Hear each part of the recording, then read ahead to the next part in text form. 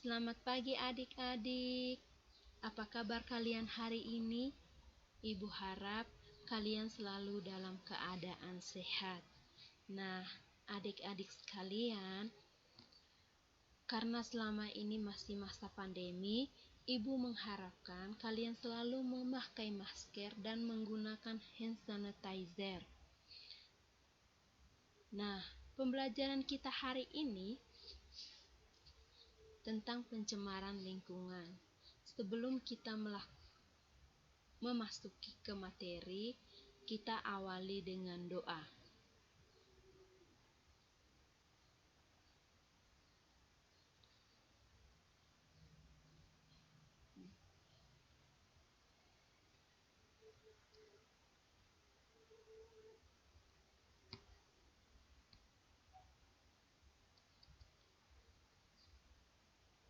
Adik-adik, apa kalian tahu apa kerusakan dan pencemaran lingkungan?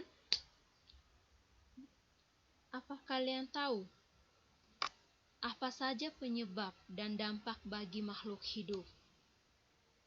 Nah, sekarang kita akan mempelajari tentang pencemaran lingkungan. Sebelum kita memasuki ke pembelajaran kita hari ini, adapun tujuan pembelajaran yang harus kita capai.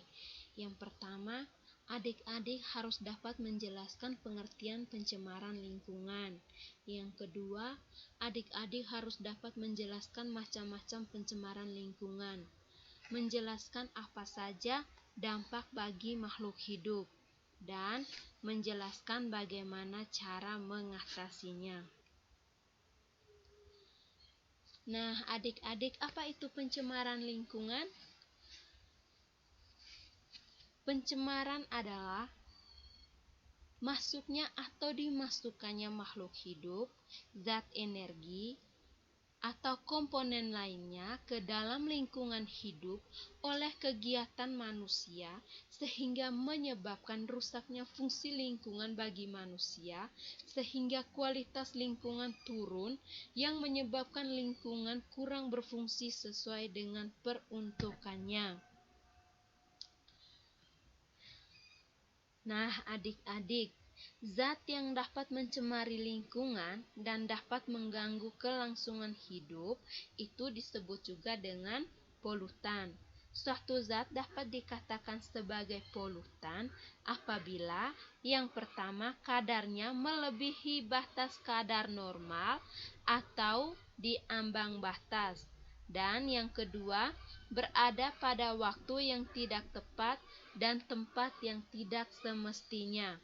Nah, adapun perbedaan antara lingkungan yang bersih dan lingkungan yang tercemar. Kalau pada lingkungan yang bersih itu terdapat air yang jernih, terus air dan udaranya tidak berwarna, yang ketiga tidak berbau, yang keempat banyak terdapat keanekaragaman organisme dan jumlahnya sebanding. Sedangkan pada lingkungan yang sudah tercemar itu airnya keruh, terus air dan udara kecoklatan atau gelap, yang berikut berbau busuk dan jumlah organisme tidak seimbang.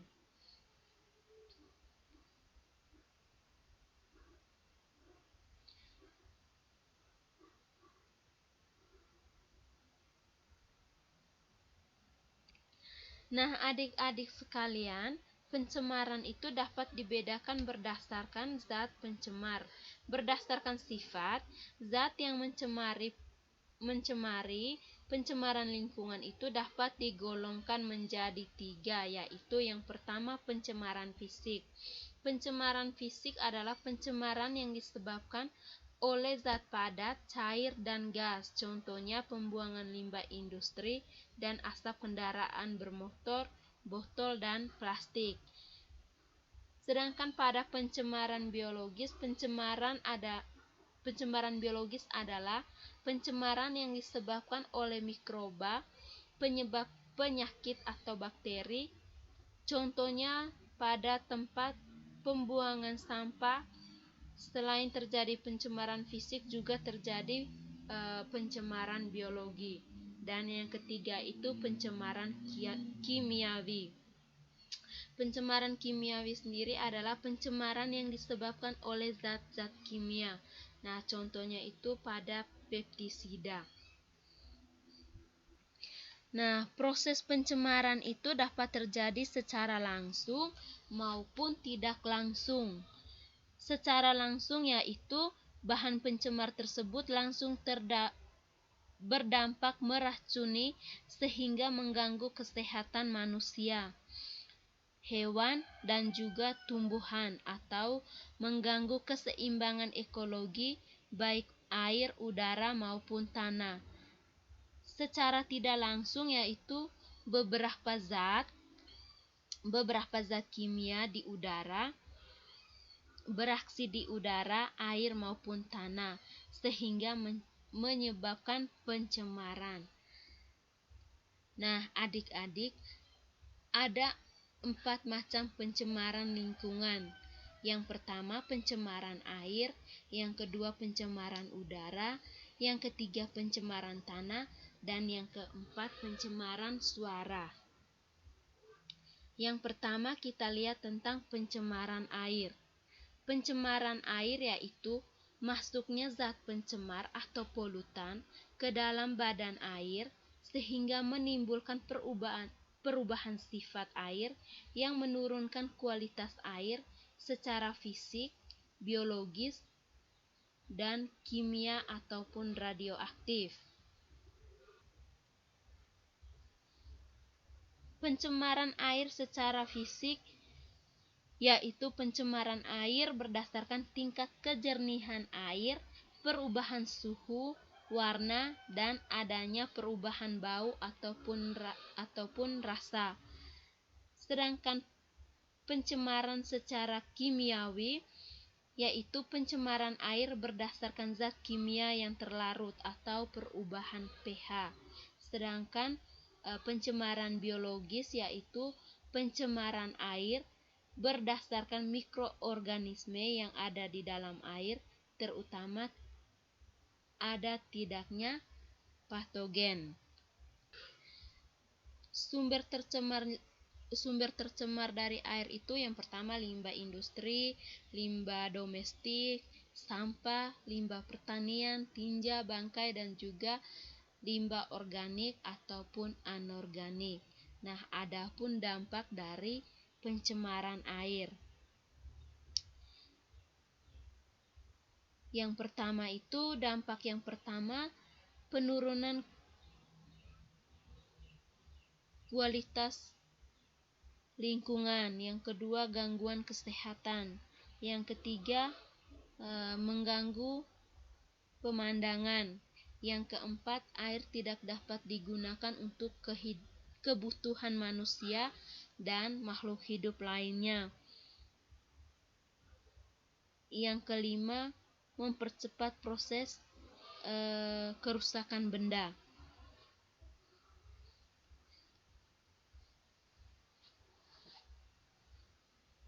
Nah, apakah ada cara untuk mengatasi pencemaran air tersebut?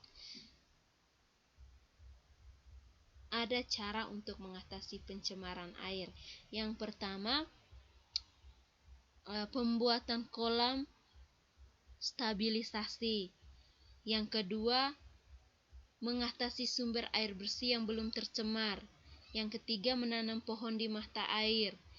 Terus yang berikut, tidak membuang sampah ke sungai. Penyuluhan pembuangan limbah industri.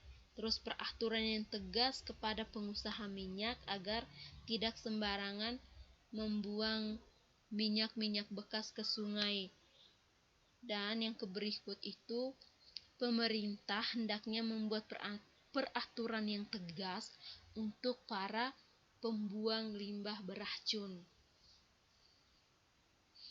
agar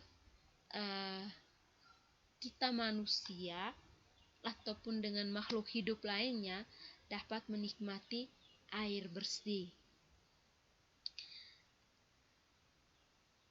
Nah, selanjutnya adik-adik, sekarang kita mempelajari tentang pencemaran udara. Nah, apa yang dimaksud dengan pencemaran udara itu sendiri?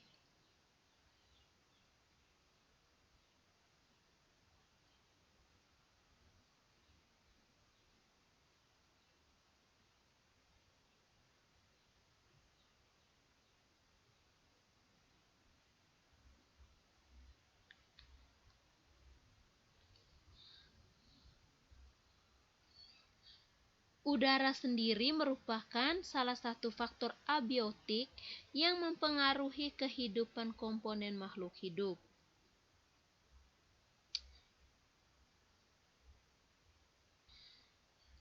Senyawa-senyawa dalam bentuk gas banyak terdapat di udara. Di antaranya mengandung gas yang amat penting bagi kehidupan, yaitu oksigen. Udara yang bersih hanya mengandung gas oksigen, nitrogen, uap, air, dan sedikit gas karbon dioksida. Nah, pengertian pencemaran udara sendiri adalah suatu kondisi di mana udara mengandung senyawa-senyawa kimia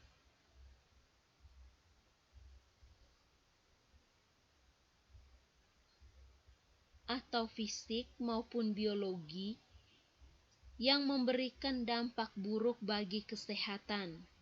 Nah, adapun penyebab pencemaran udara antara lainnya adanya aktivitas alam seperti letusan gunung berapi dan aktivitas manusia. Kalau pada aktivitas manusia itu seperti asap industri dan pembakaran hutan. Nah, di sini ada pun gambar yang dari letusan gunung berapi, kebakaran hutan, kendaraan bermotor, dan juga asap pabrik.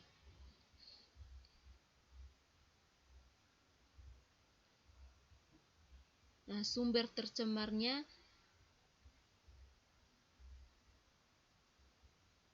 asap gunung berapi yang mengandung belerang gas beracun,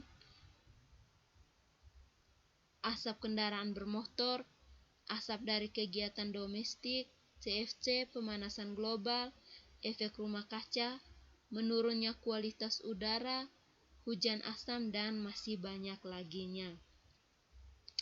Yang pertama kita lihat tentang karbon monoksida atau asap kendaraan.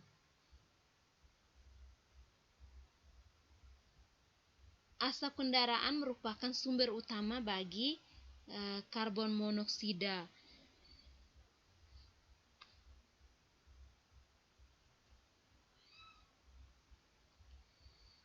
Karbon monoksida ini merupakan gas yang beracun dan dengan adanya gas ini di udara dapat menimbulkan malapetaka atau akan mengakibatkan turunnya berat janin dan meningkatkan jumlah kematian bayi serta kerusakan otak. Orang yang keracunan gas karbon monoksida itu kemampuan darahnya untuk mengikat gas oksigen dari paru-paru itu akan menurun karena Fe dalam hemoglobin yang berfungsi mengikat gas oksigen dalam darah telah berikatan dengan gas karbon monoksida atau CO. Nah, yang berikut kita lihat tentang hidrokarbon. Hidrokarbon di udara akan bereaksi dengan bahan-bahan lain dan akan membentuk ikatan baru yang disebut dengan Picidic Aromatic Hydrocarbon atau disingkat dengan PAH yang banyak dijumpai di daerah industri dan juga lalu lintas. Bila PAH ini masuk dalam paru-paru, maka akan menimbulkan luka dan merangsang sel-sel kanker. Hidrokarbon ini berasal dari macam-macam sumber, yaitu tidak terbakarnya bahan bakar secara tidak sempurna dan tidak sempurna terbakarnya minyak pelumas. Nah, emisi hidrokarbon ini kebanyakan berasal dari mesin-mesin diesel berbahan bakar solar.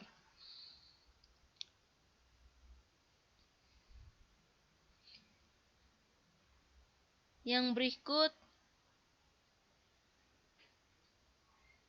hujan asam.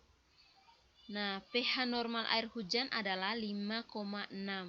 Karena adanya CO2 di atmosfer, pencemar udara seperti SO2 dan NO2 bereaksi dengan air hujan membentuk asam dan menurunkan pH air hujan.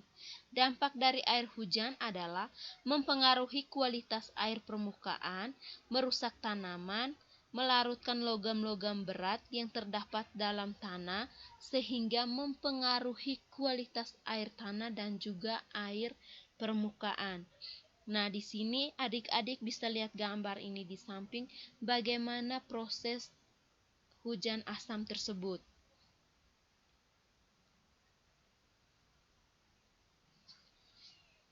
Ini ada asap oksida nitrogen, hidrokarbon, terus dioksida sulfur, oksida nitrogen, dan dia naik ke atas menjadi reaksi kimia di udara dan awan dan terjadilah hujan asam. Efek rumah kaca.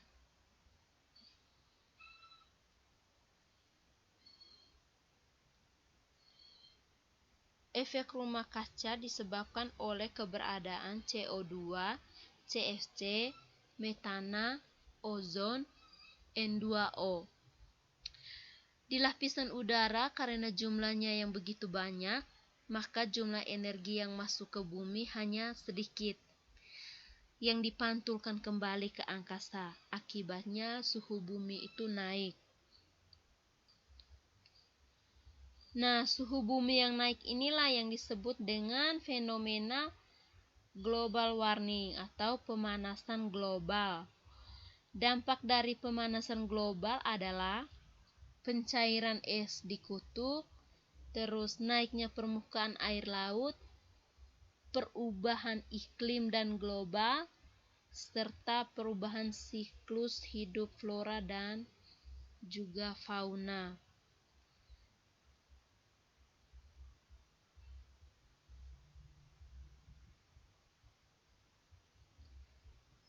Yang berikut ada kerusakan lapisan ozon. Lapisan ozon yang berada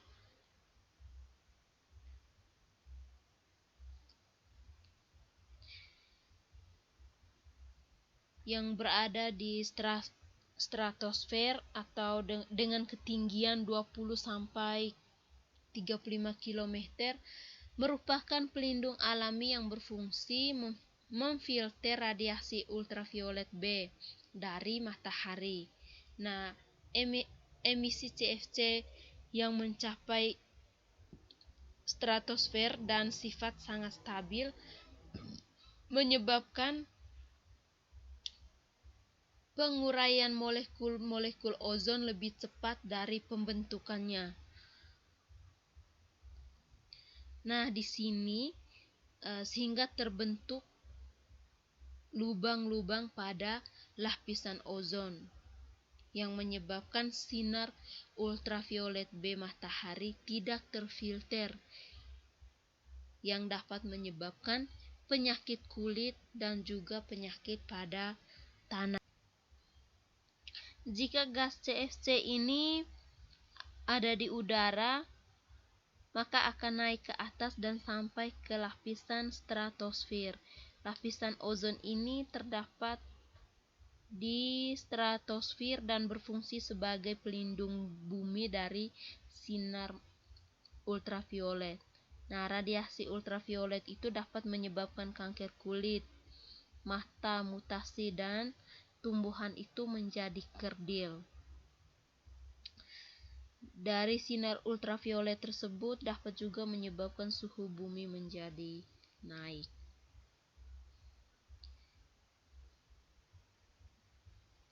Nah, adik-adik, dari beberapa zat tercemar yang ada di udara, ada pun dampak bagi kesehatan dan juga bagi tanaman.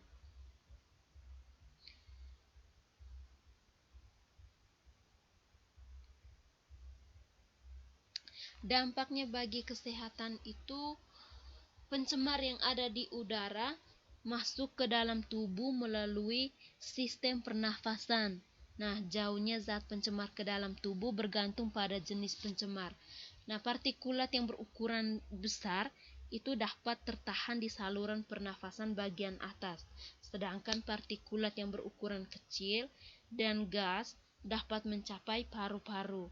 Nah, dari paru-paru, zat pencemar tersebut akan diserap oleh sistem peredaran darah. Nah, dampak kesehatan yang paling umum itu adalah infeksi saluran pernafasan akut.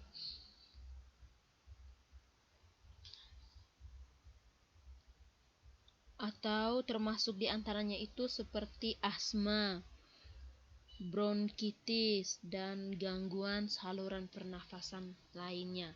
Sedangkan dampak bagi tanaman, itu tanaman yang tumbuh dengan tingkat pencemaran udara yang tinggi dapat terganggu pertumbuhannya, antara lain klorosis, terus nekrosis, terus terdapat bintik-bintik hitam. Terlebih pada tumbuhan itu, kalau daun-daunnya itu akan menumbuhkan bintik-bintik hitam. Nah, partikulat yang terjadi itu adalah menghambat fotosintesis dan mengganggu kenyamanan pada tumbuhan. Nah, adik-adik sekalian, bagaimana usaha untuk mengatasi pencemaran udara atau pencegahan terhadap pencemaran udara yang harus kita lakukan, yaitu gunakan bahan bakar yang ramah lingkungan. Yang kedua,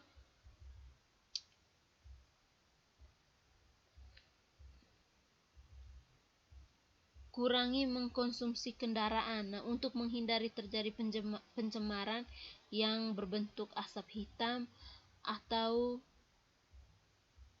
jelaga, yang dianjurkan pabrik mengelola asap tersebut dengan cara pengendapan ataupun penyaringan. Yang berikut itu gerakan penanaman pohon untuk memperbanyak produksi oksigen. Nah, di seluruh kota-kota itu dianjurkan, apalagi di kota-kota besar itu dianjurkan untuk menanam pohon-pohon karena gas CO2 yang dapat digunakan oleh tumbuh-tumbuhan itu dalam proses fotosintesis. Di samping itu juga debu-debu dapat mengendap pada daun-daun tumbuhan. Kadar yang membahayakan dari polutan-polutan ini dapat diketahui pengaruhnya pada tumbuhan. Terus dengan banyaknya tumbuh-tumbuhan juga akan mengurangi jumlah polusi udara. Yang berikut, sampah-sampah basah itu sebaiknya dikubur, jangan dibakar. Terus di dalam kendaraan ataupun di dalam ruangan itu sebaiknya tidak merokok, karena itu juga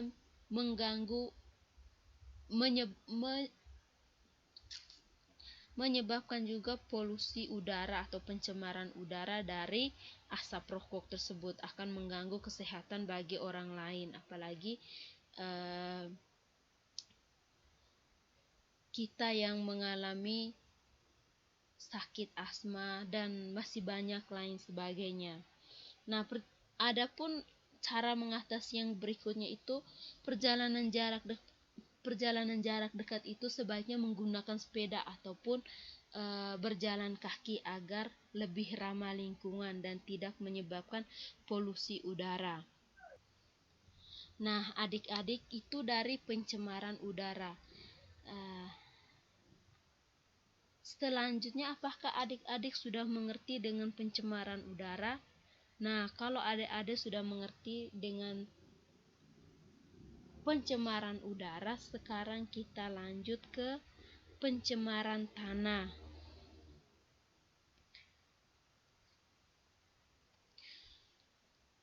Apa itu pencemaran tanah? Pencemaran tanah yaitu masuknya zat tercemar atau polutan di atas permukaan tanah atau ke dalam tanah sehingga menimbulkan perubahan sifat tanah dan menurunkan kualitas tanah. Nah, apa saja sumber pencemaran tanah?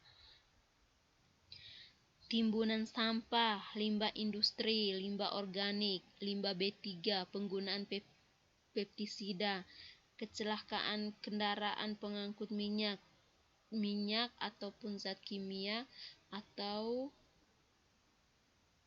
limbah kimia lainnya.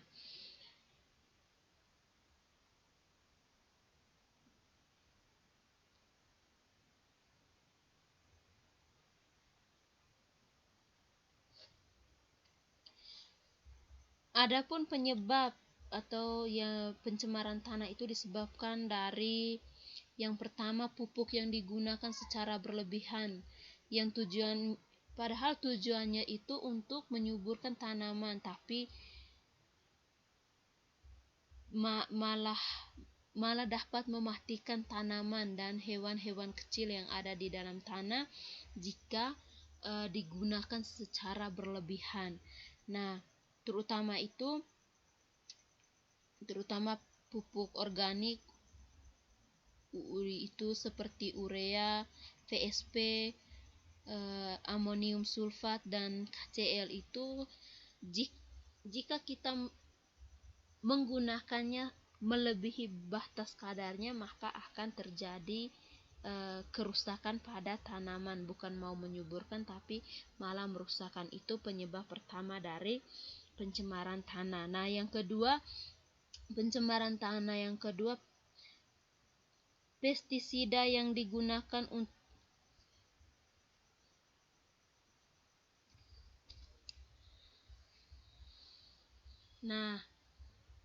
adik-adik, penyebab pencemaran tanah yang kedua itu pada pestisida yang digunakan untuk membunuh hewan pengganggu. Nah, di sini insektisida yang digunakan untuk membunuh serangga atau fungisida untuk mematikan jamur yang masuk ke dalam tanah dan juga mematikan mikroba pengurai di tanah sehingga akan menyebabkan siklus zat di alam terganggu ataupun terputus. Nah, yang berikut itu deterjen dan sabun yang digunakan secara berlebihan. Nah, sudah digunakan secara berlebihan di sini, dibuang ke tanah dan ke air akan mengganggu kehidupan organisme di tanah ataupun di air tersebut. Nah, terutama deterjen yang sukar diuraikan oleh mikroorganisme. Nah, penyebab yang berikut itu adalah sampah berupa plastik yang sukar hancur, terus botol-botol dan juga kaleng bekas. Nah, kulit bekas sepatu, terus masih ada yang lain, karet yang sukar dan tidak bisa terurai jika dibuang ke tanah atau ditumbuk di tanah akan mengganggu kehidupan mikroorganisme di tempat tersebut. Nah, sampah berupa kertas-kertas, bagian tanaman ataupun hewan yang sudah mati dapat terurai, akan tetapi ini mengganggu kehidupan di tanah tersebut dan akan menimbulkan bau yang busuk.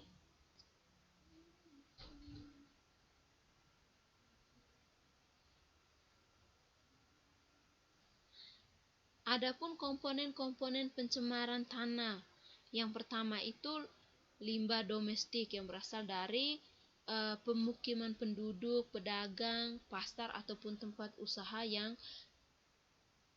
kelembagaan itu dapat berupa limbah cair dan juga limbah padat. Sedangkan ada yang berikut itu limbah industri yang berasal dari sisa produksi industri berupa limbah padat seperti lumpur ataupun bubur yang berasal dari proses pengolahan, dan limbah cair yang merupakan hasil pengolahan itu misalnya pada pengolahan industri lapisan logam ataupun zat kimia lainnya. Yang komponen pencemaran tanah yang berikut itu limbah pertanian yang berupa sisa-sisa pupuk sintetik untuk menyuburkan tanah ataupun tanaman, misalnya itu pada pupuk urea dan pestisida untuk pemberantas hama tanaman. Nah, adapun dampak dari pencemaran tanah itu ada dua. Yang pertama itu dampak terhadap kesehatan dan juga dampak terhadap ekosistem. Nah, dampak bagi kesehatan itu terhadap kesehatan tergantung pada tipe polutan atau jalur masuk ke dalam tubuh dan kerentanan populasi yang terkena. Terus kronium, berbagai macam pestisida dan herbisida merupakan bahan karsinogenik untuk semua populasi. Nah, timbal yang sangat berbahaya bagi anak-anak itu dapat menyebabkan kerusakan otak serta kerusakan ginjal. Sedangkan dampak terhadap ekosistem itu adanya perubahan metabolisme dari mikroorganisme endemik dan arthropoda yang hidup di lingkungan tanah tersebut. Akibatnya dapat merusakkan beberapa spesies primer dari rantai makanan.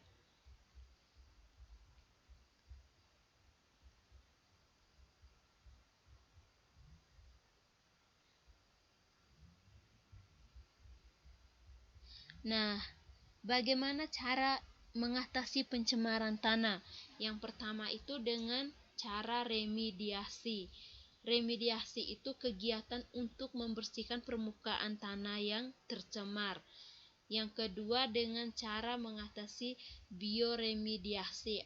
Bioremediasi itu adalah proses pembersihan pencemaran tanah menggunakan mikroorganisme atau jamur dan bakteri yang bertujuan untuk memecahkan zat pencemar menjadi bahan yang kurang beracun.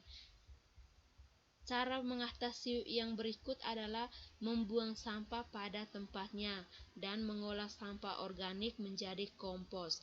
Nah, di sini ada gambar di mana langkah-langkah pengolahan sampah. Yang pertama itu sampah organik itu sisa makanan, tulang, terus duri, daun kering dan juga daging serta lain-lain. Sedangkan yang sampah guna untuk daur ulang itu seperti botol kaca atau plastik, kaleng makanan dan juga minuman. Itu sampah guna ulang. Sedangkan pada sampah daur ulang itu seperti kardus, karton makanan dan karton minuman, koran bekas dan juga buku-buku bekas.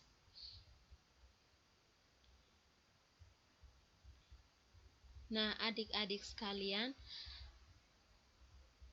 apakah ada hal-hal yang masih belum dimengerti tentang pencemaran tanah?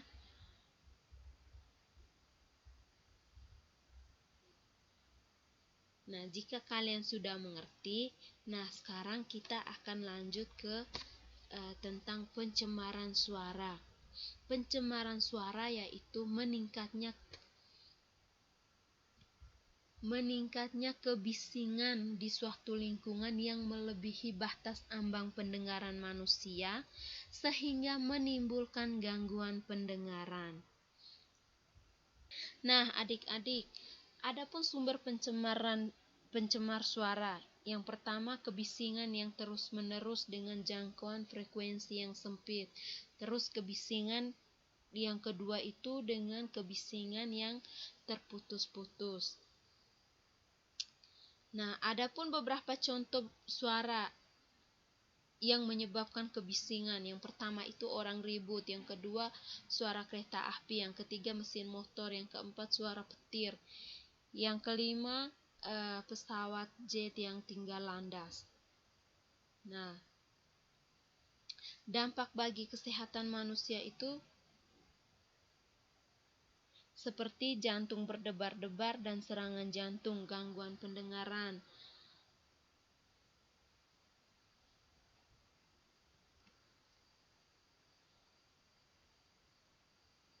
terus pencemaran yang mulai mengakibatkan iritasi ataupun gangguan ringan pada panca indera dan tubuh, serta telah menimbulkan kerusakan pada ekosistem lain. Adapun pencemar yang sudah mengakibatkan reaksi pada fal tubuh dan menyebabkan sakit yang kronis.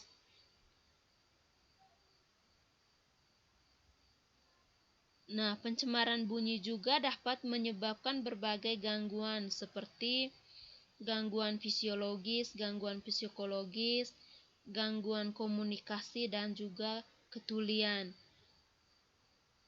Adapun yang menggolongkan gangguannya itu berupa gangguan auditori, misalnya gangguan terhadap pendengaran, dan gangguan non-auditori itu seperti gangguan komunikasi. Nah, ancaman bahaya keselamatan itu menurunnya performa kerja, stres, dan juga kelelahan. Nah, bagaimana cara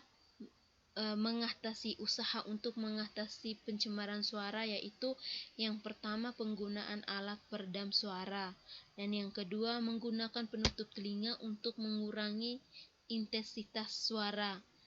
Yang ketiga itu adanya kesadaran diri sendiri serta membentuk sikap positif terhadap alam sekitar. Nah, kesadaran diri sendiri itu yang seperti apa? Ketika kita berada di dalam rumah ataupun di suatu ruangan, kita harus bisa mengondisikan suara kita itu jangan terlalu besar dan jangan terlalu berteriak-teriak sehingga mengganggu orang lain ataupun mengganggu tetangga. Nah, adapun rasa tanggung jawab bersama.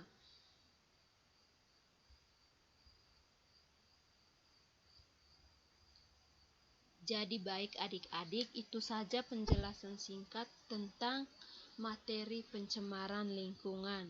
Adapun macam-macam dari pencemaran lingkungan. Nah,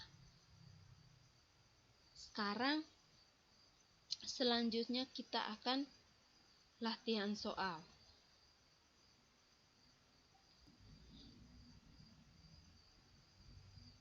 Semoga dengan latihan soal ini adik-adik semua lebih memahami lagi dan memperdalam lagi tentang materi pencemaran lingkungan. Nah, sekarang kita langsung saja ke latihan soal. Latihan soal nomor 1 yaitu penggunaan kantong plastik untuk membungkus makanan itu semakin hari semakin meningkat. Tanpa disadari, tumpukan sampah yang sangat sulit diuraikan. Nah, salah satu usaha yang dapat mengurangi tumpukan plastik adalah A. Mengolah kembali sampah plastik menjadi produk yang bermanfaat. B. Mencampur sampah plastik dengan sampah organik agar membusuk. C. Membakar sampah plastik dan menguburnya di tanah. D. Menumpuk sampah plastik di suatu tempat agar tidak menyebar. Nah, adik-adik sekalian, silahkan pilih jawaban yang paling benar.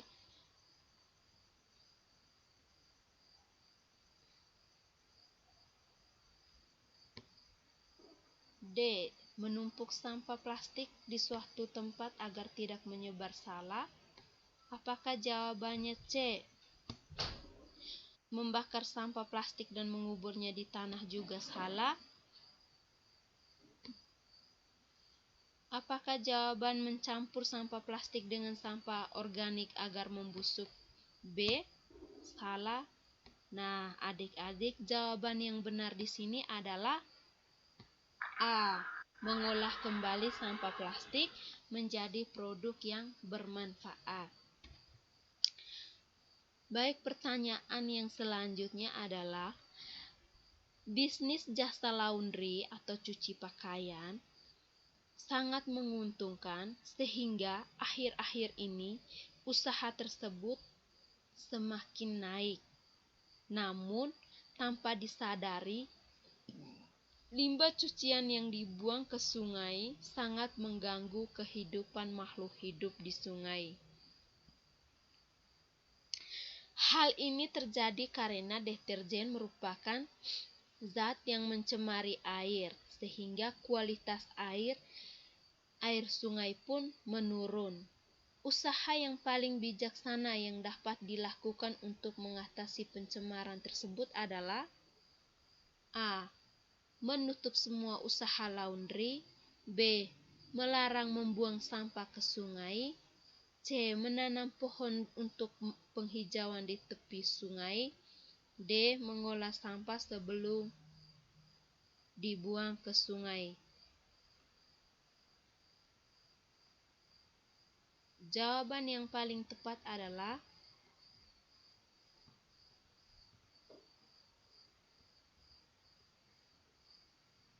D. Ya, jawabannya benar. D. Mengolah limbah sebelum dibuang ke sungai. Nah, pertanyaan selanjutnya, sebab dari hujan dengan kadar keasaman tinggi adalah titik-titik. A. Lapisan ozon menipis. B. Gangguan ekosistem seperti kematian tanaman. C. Pemanasan bumi secara global. D. Peningkatan populasi alga di perairan. Nah, adik-adik, jawaban yang paling benar adalah A. Salah, lapisan ozon menipis. C. Juga salah, pemanasan bumi secara global. D. Peningkatan populasi alga di perairan juga salah. Berarti yang benar adalah B. Gangguan ekosistem seperti kematian pada tanaman. Yang berikut, pertanyaan yang keempat adalah, berikut ini adalah tindakan mengatasi kerusakan ozon supaya tidak parah kecuali A. Mengurangi kendaraan bermotor. B. Mendaur ulang gas CFC. B. C. Membuang sampah sembarangan. D. Menutup pabrik-pabrik industri.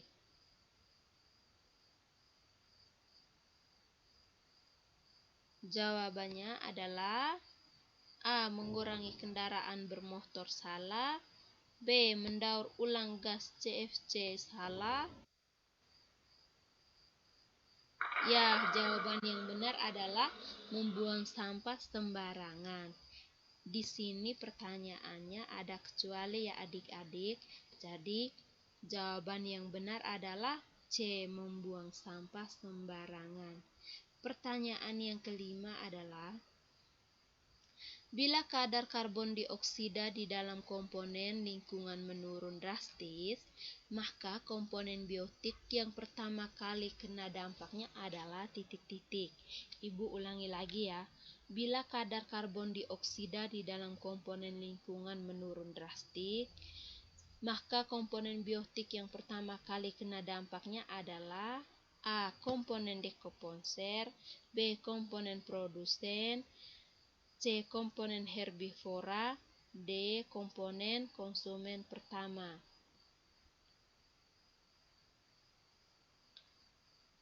Apakah jawabannya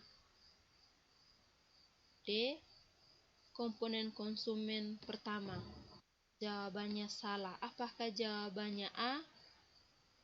Komponen dekomposer? Jawabannya juga salah. Apakah jawabannya C, komponen herbivora? Jawabannya juga salah. Berarti di sini yang benar adalah jawabannya B, komponen produsen.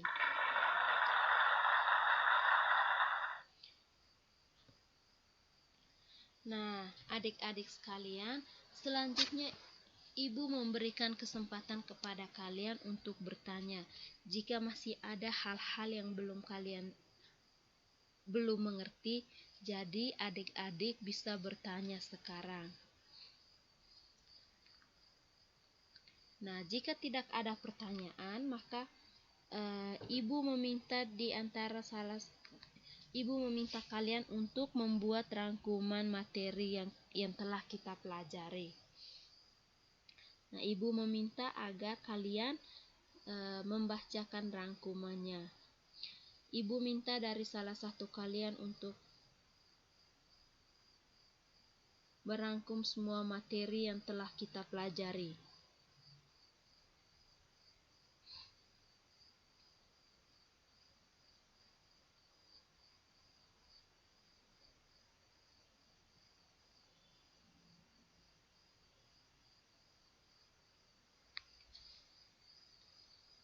Jadi baik adik-adik, di sini Ibu akan merangkum semua materi yang telah kita pelajari. Pencemaran merupakan suatu keadaan yang bisa kita temukan sehari-hari. Pencemaran adalah masuknya benda asing yang tidak dikehendaki ke dalam suatu lingkungan. Pencemaran disebabkan oleh adanya bahan pencemar di suatu lingkungan dalam jumlah yang melebihi batas yang bisa diterima oleh lingkungan. Terjadinya masalah pencemaran dapat mengganggu kehidupan makhluk hidup di alam ini. Pencemaran dapat menimbulkan akibat negatif pada lingkungan kehidupan.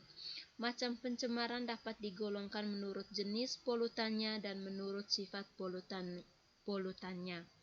Sumber pencemaran dapat digolongkan dalam sumber bergerak dan sumber diam. Pencemaran bisa berasal dari kejadian alam, bisa juga berasal dari akibat kegiatan manusia sehari-hari. Nah, pencemaran juga dapat menimbulkan akibat negatif pada lingkungan, mulai yang paling ringan berupa gangguan estetika sampai dengan yang paling berat berupa kerusakan lingkungan yang fatal. Nah, secara umum, klasifikasi pencemaran itu menjadi pencemaran udara, pencemaran air, pencemaran tanah, dan juga pencemaran suara. Nah, pengelompokan ini didasarkan pada objek di mana bahan pencemar itu berada atau media pencemaran.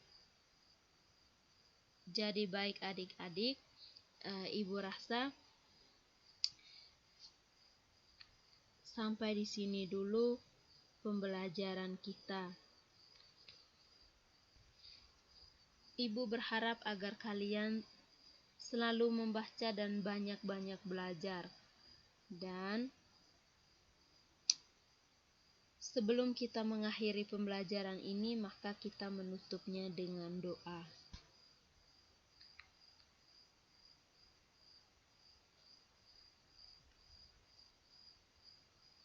Jadi sekian. Terima kasih untuk anak-anak yang sudah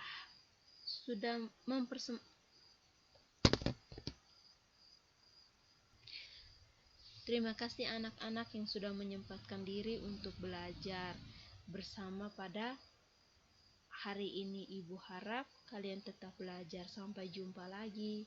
Selamat siang.